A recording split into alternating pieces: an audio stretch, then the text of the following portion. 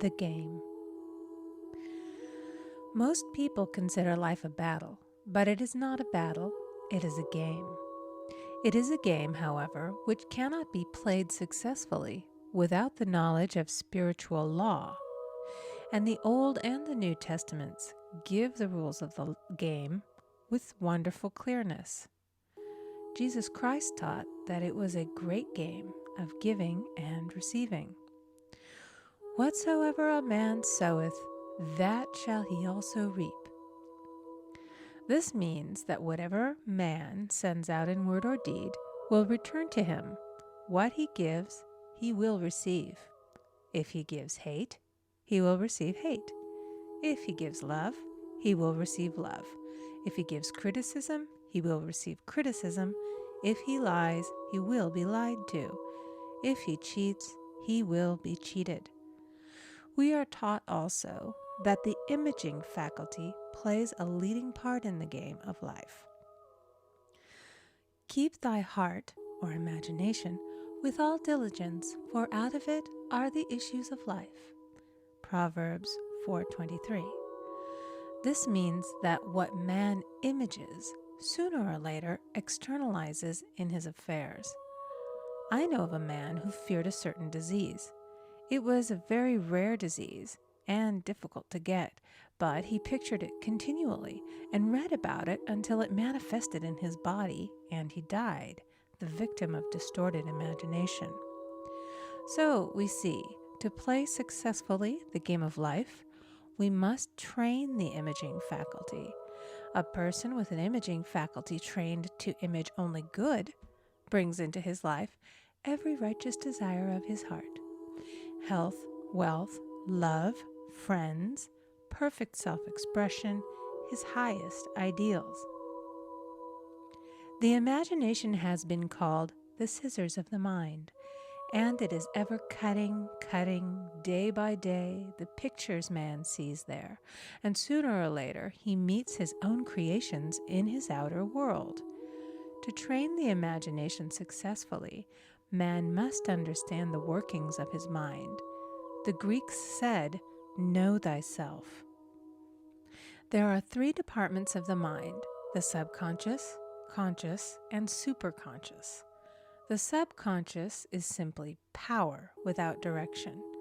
It is like steam or electricity, and it does what it is directed to. It has no power of induction. Whatever man feels deeply or images clearly is impressed upon the subconscious mind and carried out in minutest detail. For example, a woman I know, when a child, always made believe she was a widow. She dressed up in black clothes and wore a long black veil, and people thought she was very clever and amusing. She grew up and married a man with whom she was deeply in love. In a short time he died, and she wore black and a sweeping veil for many years. The picture of herself as a widow was so impressed upon the subconscious mind, and in due time worked itself out regardless of the havoc created. The conscious mind has been called mortal or carnal mind. It is the human mind and sees life as it appears to be. It sees death, disaster, sickness, poverty, and limitation of every kind, and it impresses the subconscious. The superconscious mind is the God mind within each man and is the realm of perfect ideas.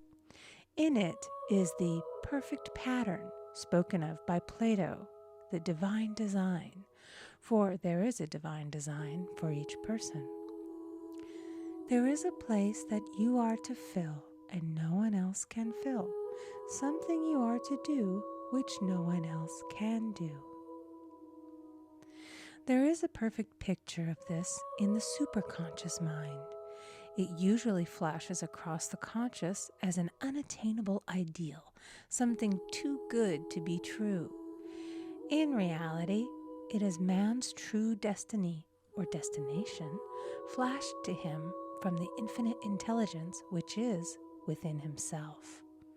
Many people, however, are in ignorance of their true destinies and are striving for things and situations which do not belong to them and would only bring failure and dissatisfaction if attained.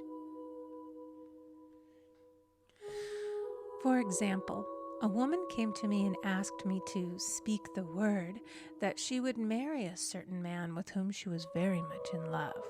She called him A.B. I replied that this would be a violation of spiritual law, but that I would speak the word for the right man, the divine selection, the man who belonged to her by divine right. I added, if A.B. is the right man, you can't lose him, and if he isn't, you will receive his equivalent. She saw A.B. frequently, but no headway was made in their friendship.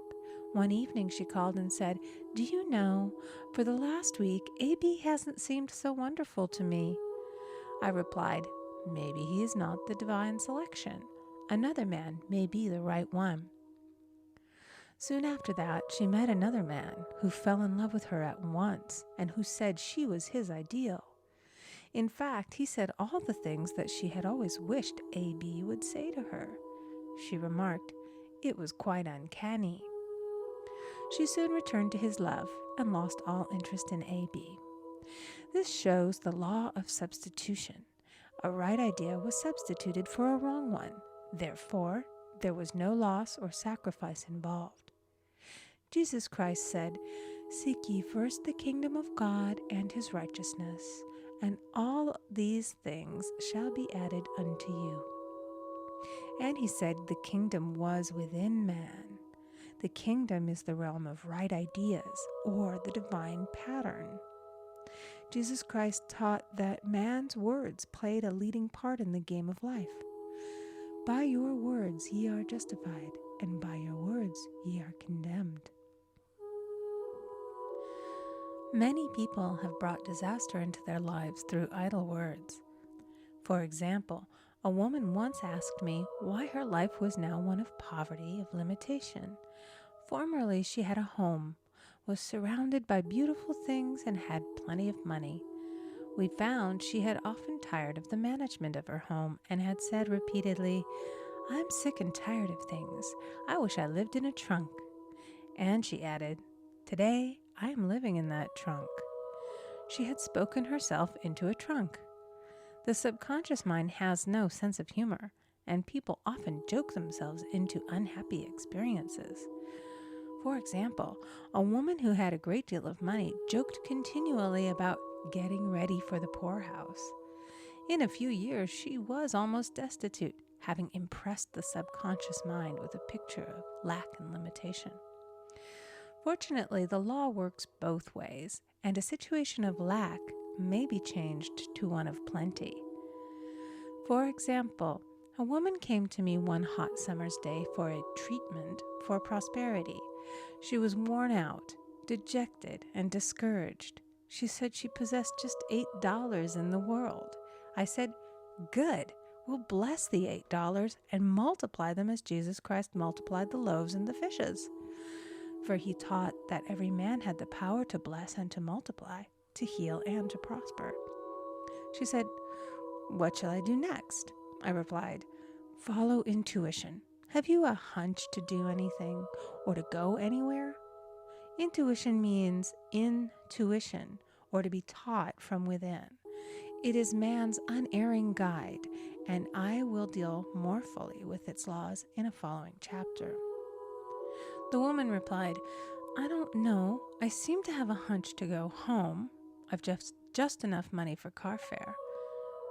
Her home was in a distant city and was one of lack and limitation, and the reasoning mind, or intellect, would have said, "Stay in New York and get work and make some money." I replied, "Then go home. Never violate a hunch." I spoke the following words for her. "Infinite Spirit, open the way for great abundance for She is an irresistible magnet for all that belongs to her by divine right." I told her to repeat it continually also. She left for home immediately. In calling on a woman one day, she linked up with an old friend of her family. Through this friend, she received thousands of dollars in a most miraculous way. She has said to me often, "Tell people about the woman who came to you with $8 and a hunch." There is always plenty on man's pathway, but it can only be brought into manifestation through desire, faith, or the spoken word. Jesus Christ brought out clearly that man must make the first move. Ask, and it shall be given to you. Seek, and ye shall find. Knock, and it shall be opened unto you. Matthew 7:7. In the scriptures we read, "Concerning the works of my hands, command ye me." Infinite intelligence, God, is ever ready to carry out man's smallest or greatest demands. Every desire, uttered or unexpressed, is a demand. We are often startled by having a wish suddenly fulfilled. For example, one Easter, having seen many beautiful rose trees in the florist's windows, I wished I would receive one, and for an instant saw it mentally being carried in the door. Easter came, and with it a beautiful rose tree. I thanked my friend the following day and told her it was just what I had wanted. She replied, "I didn't send you a rose tree. I sent you lilies." The man had mixed the order and sent me a rose tree simply because I had started the law in action and I had to have a rose tree. Nothing stands between man and his highest ideals and every desire of his heart but doubt and fear. When man can wish without worrying, every desire will be instantly fulfilled. I will explain more fully in a following chapter the scientific reason for this and how fear must be erased from the consciousness. It is man's only enemy. Fear of lack, fear of failure, fear of sickness, fear of loss, and a feeling of insecurity on some plane. Jesus Christ said, "Why are ye fearful, O ye of little faith?" Matthew 8:26. So we can see we must substitute faith for fear is only inverted faith. It is faith in evil instead of good. The object of the game of life is to see clearly one's good and to obliterate all mental pictures of evil.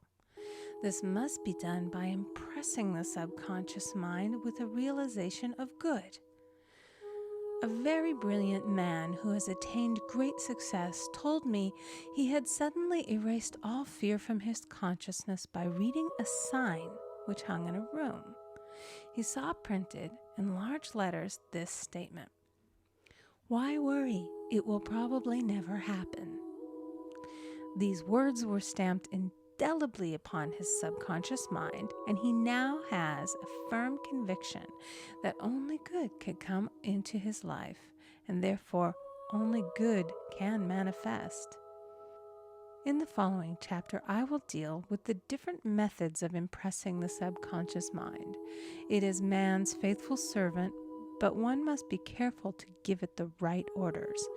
Man has ever a silent listener at his side, his subconscious mind. Every thought, every word is impressed upon it and carried out in amazing detail. It is like a singer making a record on the sensitive disc of the phonographic plate. Every note and tone of the singer's voice is registered. If he coughs or hesitates, it is registered also. So let us break all the old bad records in the subconscious mind, the records of our lives which we do not wish to keep, and make new and beautiful ones. Speak these words aloud with power and conviction. I now smash and demolish by my spoken word every untrue record in my subconscious mind. They shall return to the dust heap of their native nothingness, for they came from my own vain imaginings. I now make my perfect records through the Christ within, the records of health, wealth, love, and perfect self-expression. This is the square of life, the game completed. In the following chapters, I will show how man can change his conditions by changing his words. Any man who does not know the power of the word is behind the times. Death and life are in the power of the tongue. Proverbs 18:21. End of chapter 1. Recording by Amy Conger.